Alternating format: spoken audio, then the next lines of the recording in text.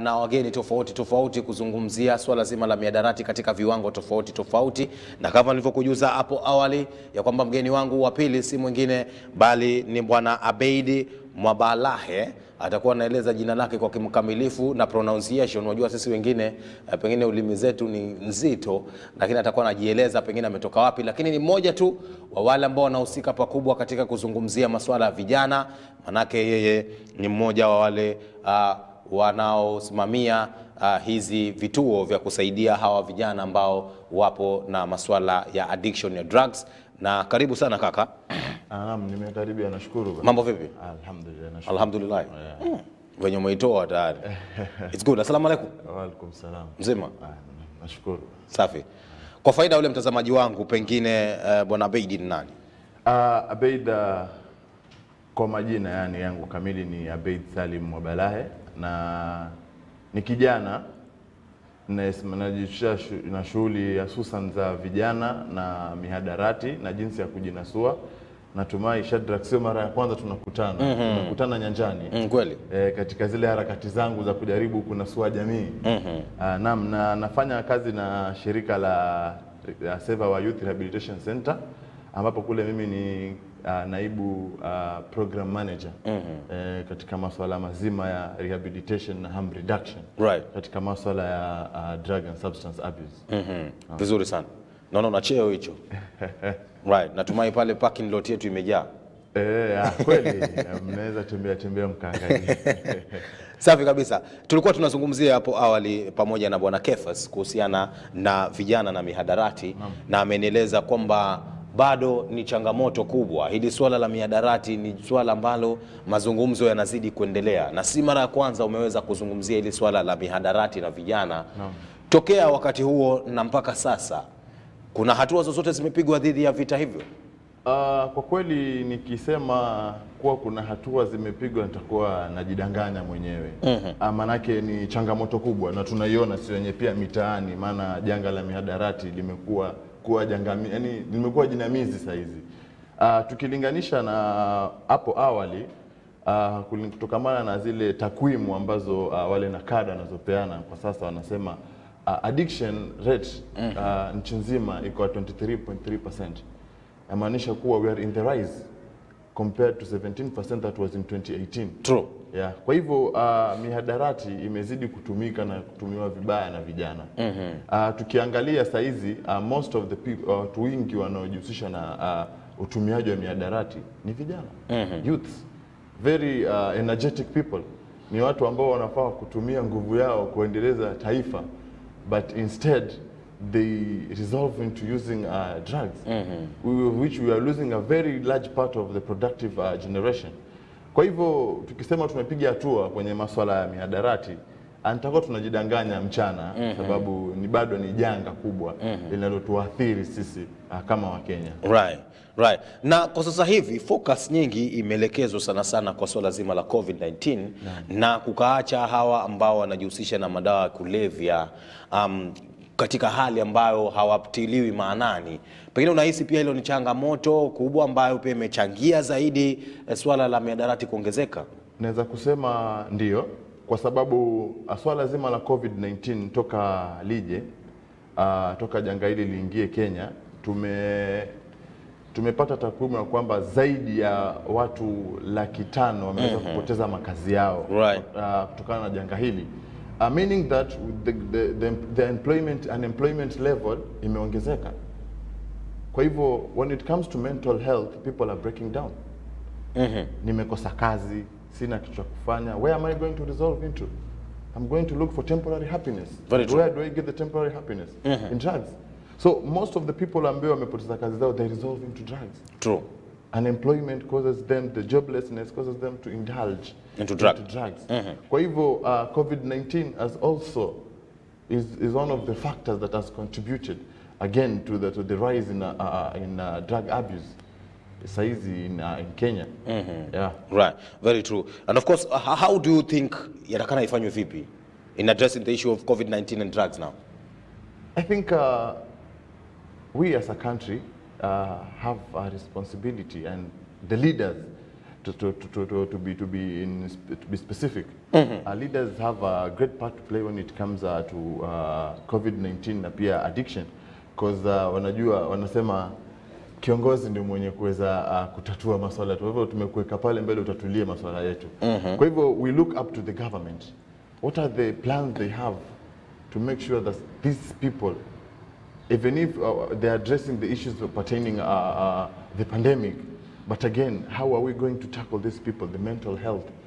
And because tunasema mental health and stress in order to, right. So they have to come up with a clear strategy on how well we can tackle the issue of drugs, and also tackle the issue on corona, the pandemic, and still make sure that our generation is productive, not indulging in such kind of matters, of which tukifika hapo, we can come to, we have, when the pandemic was starting, I guess there were a lot of advertisements, there were a lot of campaigns, keep social distance, do this, do this, do this, do this.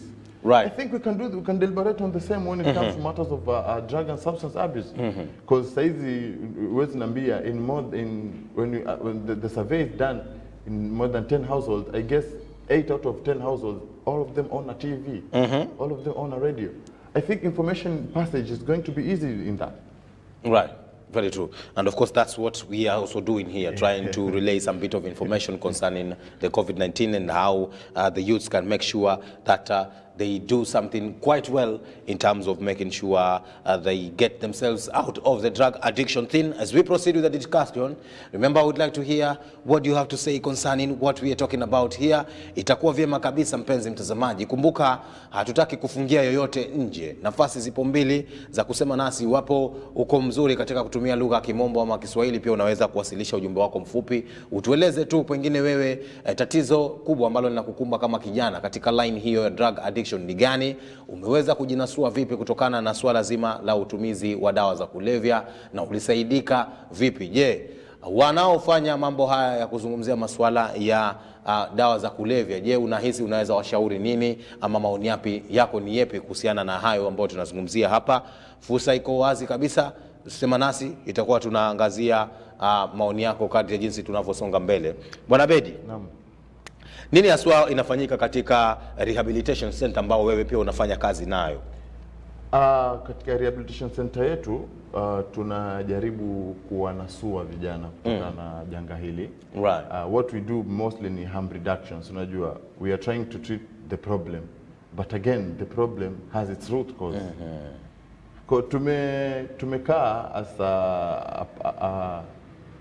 the management na the board, tukiangalia we are trying to save this youth from drug use, lakini kama ulivyosema awali, shida kubwa iko katika mzizi. Na mzizi ni familia.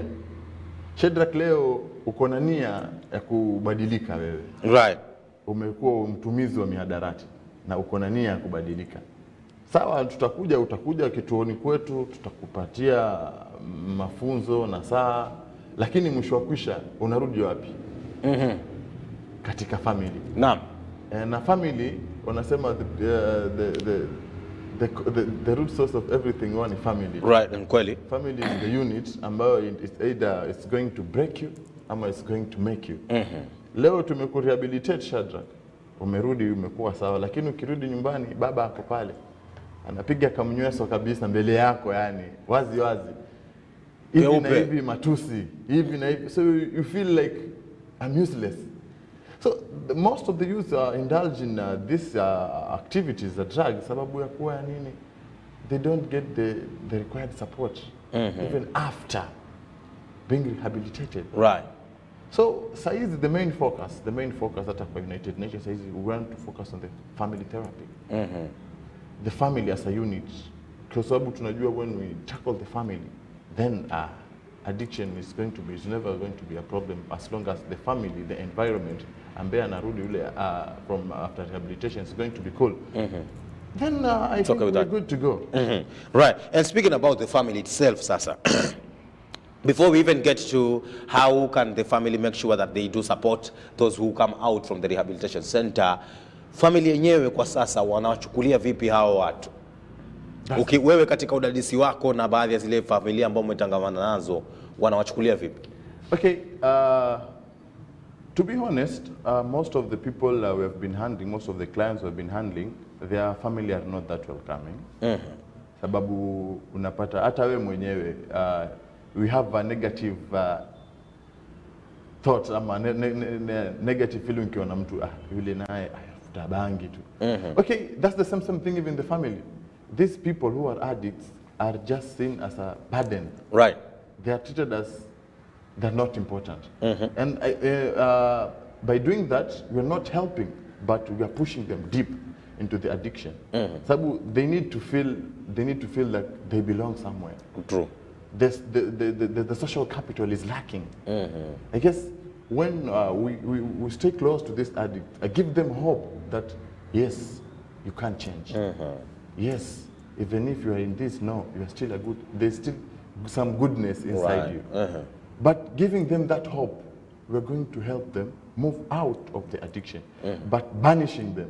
Wewe hivi bangi, wewe ni mtu mbaya, wewe ni... Those we feed them with a lot of negative thoughts. The negative thoughts, they just end up feeling, I'm useless after all. Even my parent does not value me. So what's the importance of me trying to change? They get the wrong friends, wanaambia, Buda hivi bana, usimaindi, ongeza. Instead of rehabilitating this youth, making him productive, we are pushing him away. So the families who have addicts, that's where the problem starts. You know, tunasema addict ni kama mtoto. Naam. We need to handle them with care because they are very emotional beings. Not too emotional. A little tampering with their emotions, we are losing that person for good. We are losing the person for good. Right. Na katika pengine msingi wa kifamilia pale na pengine mimi kwa mfano chukulia kwamba niliweza kutumia mihadarati, bado sijajaribu mpenzi mtazamaji, ni mfano tu huo, na nilikwenda kwenye rehabilitation center, nikawa nimeshughulikiwa, nimerudi vizuri nyumbani, kidogo nimepunguza na kupona. Pale nyumbani cha kwanza cha kufanya wanafaa wanifanyie nini? Kusema kweli hapo, unajua mtu akiwa mraibu, familia nzima pia huwa waraibu. Na anayeteseka hususan sana ni nani? Mzazi mama. Sisi kina baba wazalambia, mtoto wako bana huyo. Bana mama Shadra kaangalia Shadra kwako bana. Hapo mama ndo anashalia jukumu. Kabisa. Kwa hivyo tukishamtoa yule kijana tukashamnasua kutoka kujanga kama hili, amerudi nyumbani. Ile environment pale nyumbani. Naam. Before amue kuja pale kuja kupata usaidizi, kuna hatua. Nyinyi kama familia mwanzo lazima mkubali ya kwamba huyu mtoto ametoka mahali fulani na anataka kufika mahali fulani. Kabisa. Kwa hivyo ni process na pia ni changamoto. Na ni changamoto kubwa sana. Sababu kama mama ama kama mzazi ama kama familia mtaweza kumuonea huruma yule kijana kutokana na zile hali atakazopitia. Addiction rehabilitation is a process. The same with addiction. Ukishakuwa addict, kutoka ni hatua ndogo ndogo. Bila shaka. With a slight mess. Tukimess kidogo tu relapse. Kwa hivyo akisharudi toka rehabilitation center, we have to be close with that person. Very close. Closer than we were before, I guess. Talk to them, give them hope. Remind them of the good in them. Right. Give them advice that you still can be a better person. No matter, kuna msemo wanasema, no matter how tainted your past is, your future is always spotless. Kwa hivyo tuwape matumaini ya kuwa tuko pamoja na tutaweza kujinasua katika swala kama hili pamoja. Kwa hivyo ukiona una shida yoyote, ukiona ameanza kurelapse, naam, wewe kama mzazi lazima uwe karibu yake, badilishia yale mazingira.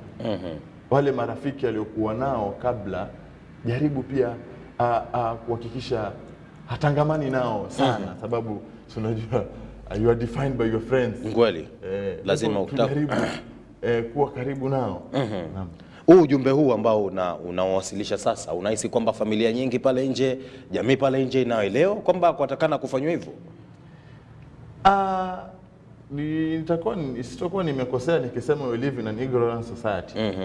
Ama nitakuwa nimekosea bwana Shedra? Hujakosea. Jamii zetu vile tumeishi na vile tuko saizi, tunaona watu wanaotumia mihadarati kama ni kama nini burden. Nakuwa like, wewe Shedi, wewe utakuwa kama Jamii. That should not be the case. We should treat these people with love and care. As I said before, the social capital is lacking. Tukiangalia kitambo na saizi, more and more youth wanaingia into drugs. Sababu they lack the role models. The other thing is that we as a society tumekubali these things in our societies. Wezi nambia Shedi, wewe ni mtoto uko 5 ama 6 years, unatoka shuleni, nje ya shule kuna mangwe ya pombe, ama nje ya shule kuna pusha anauza bangi. You won't tell me that kid will not resolve into drugs. Hata akuwe saint vipi, lazima. Yeah. So we as society tumekubali that thing within our boundaries.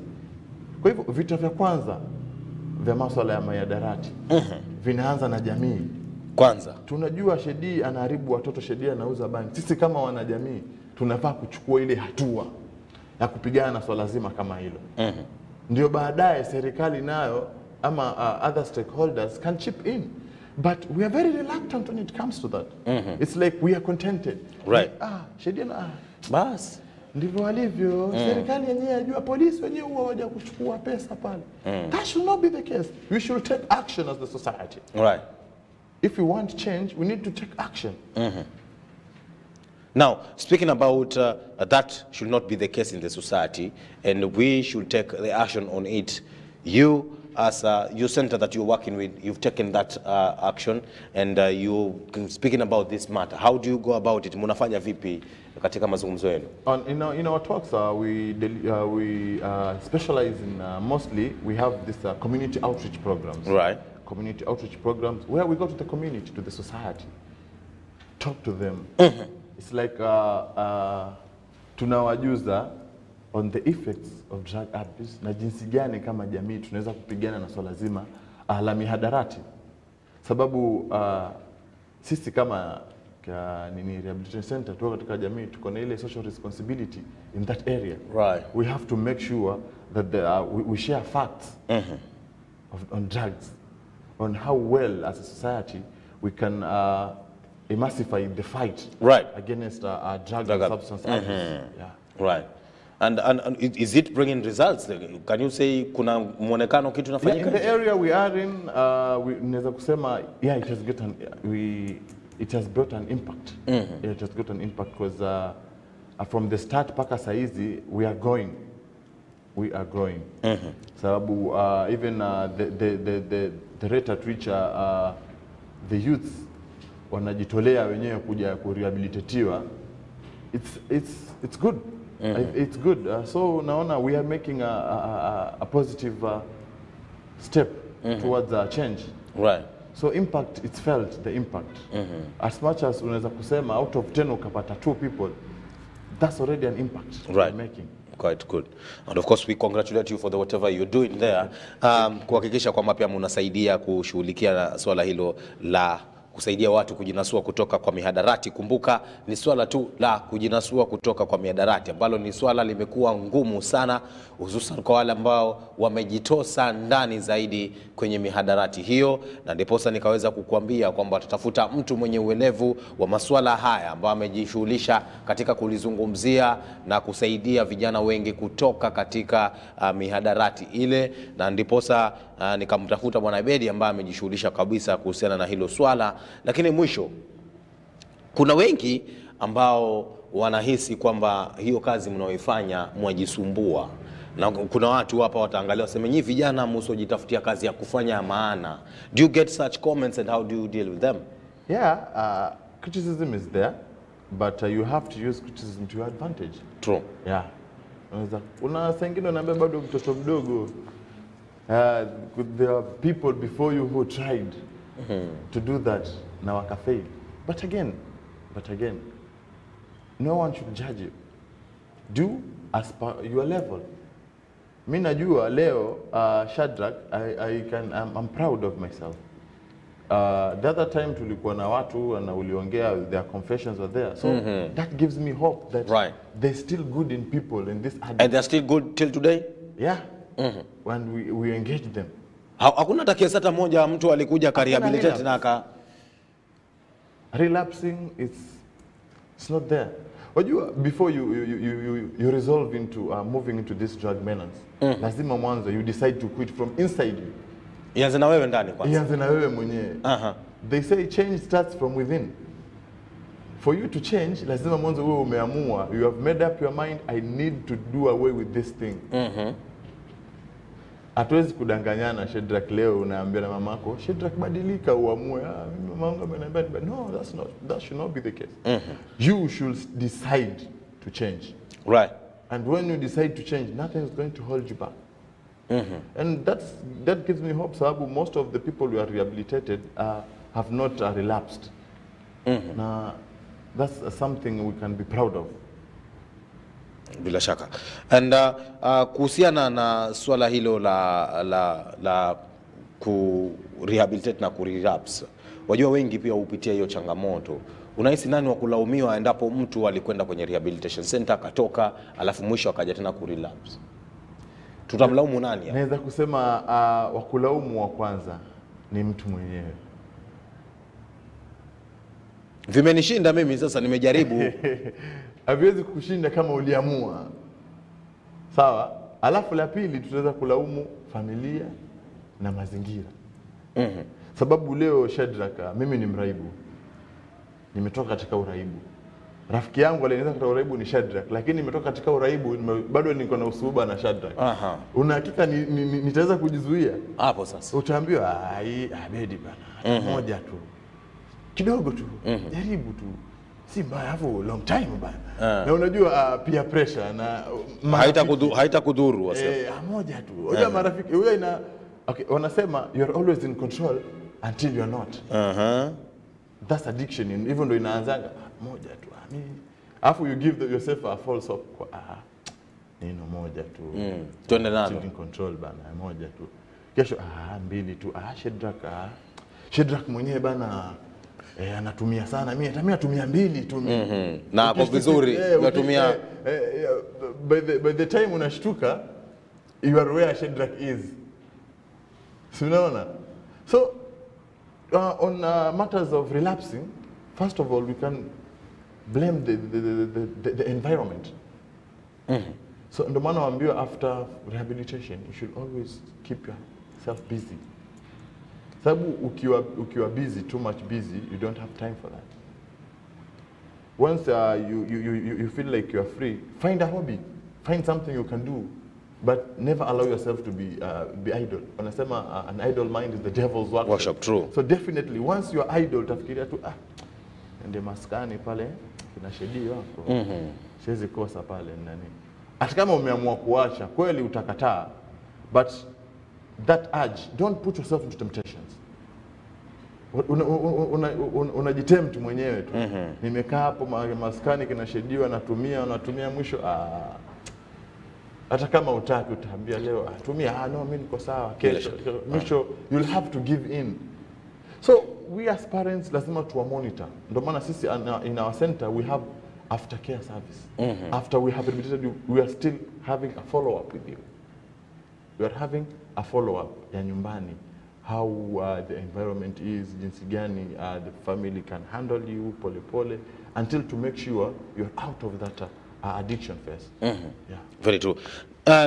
Peke yenu hamutoweza. Ni kweli. Manake kazi ni ngumu pale nje. Ni kweli.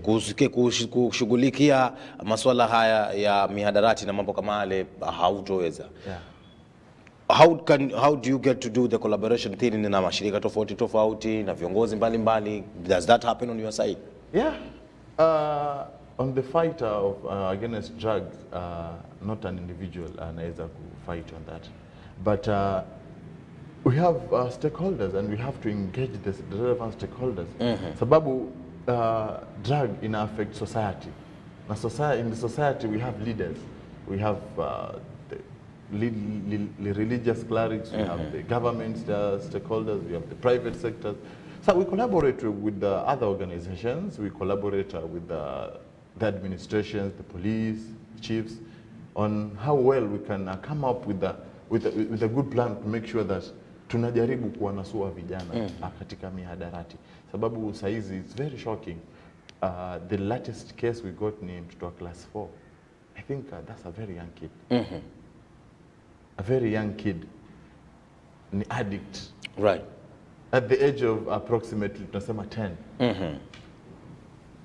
So meaning that well, we as a center and other stakeholders, we have to make sure that we massify this fight together.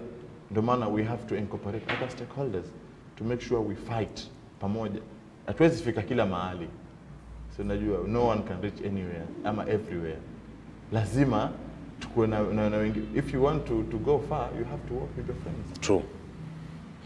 Kwa hivyo tukiwa pamoja, tuna divide the task.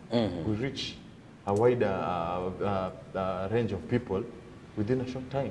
Peke yetu tusingeweza, but through other organizations, in collaboration with stakeholders, we are making a progress. Right, very true. Na progress mna make kweli kweli. Na kuhusiana na serikali, pengine mnahisi imeweza kusaidia pengine vitengo kama hivyo vyenu vya kukabiliana na mambo kama haya? Do you even get any support from the government, and what is your plea to the government in itself? Serikali naona vita dhidi ya mihadarati viko, lakini havijakuwa vile at the level we expect. Because to be honest, most of the cartels who are indulged in that business ni people and they are in power. Some of them are in power, some of them have great connection to people in power. Right. So in the fight against drugs, pia wanaingilia biashara zao pia. Sawa. So, but what they can come, I believe there are legislations, they can come up with laws and bylaws on the county government and the national government on how well we can try and solve this issue on drugs. Because serikali is the outermost shell. How they can decide what to do. They have the power, the jurisdiction allows them. So I think by intensifying this fight against drugs, we need to see continuous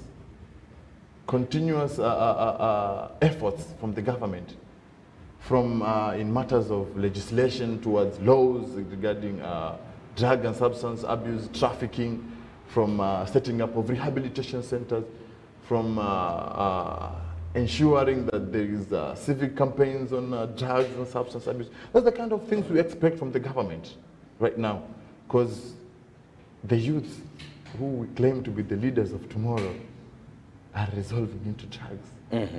And as a government, if 75% of our population is youth, that's almost 35 million.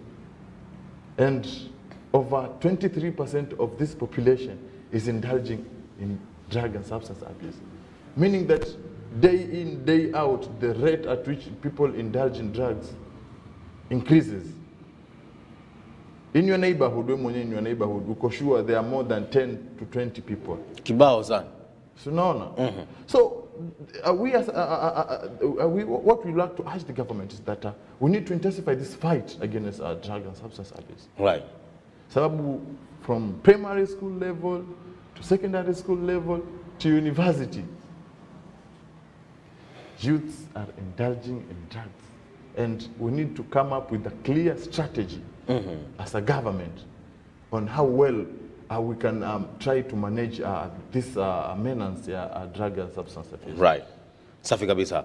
Mpenzi mtazamaji, kumbuka tunajadili kuhusiana na hali ile halisi ya kujinasua kutoka kwa mihadarati, na ndilo swala ambalo tunalizungumzia hapa ndani ya studio. Niruhusu niweze kujitwalia tena matendo katika mapumziko mafupi kwenye sehemu yetu ya pili. Tunachukua mapumziko mafupi. Tutakapokuwa narejea itakuwa namuuliza, je, kuna mwanga huko mbele ama bado ile giza? Tutalizi kuendelea zanalo, alafu pamoja na ni jinsi gani pengine tutaweza pia sisi kama wanajamii kusaidia vikundi kama hivi ambavyo vinafanya shughuli ya kusaidia wale ambao wanakabiliwa na swala zima la mihadarati. Kwa hivyo usiende mbali, keep your comments coming, tutakuwa napitia jumbe zenu kadri ya jinsi tunavyosonga mbele. Kwa hivyo usiende mbali.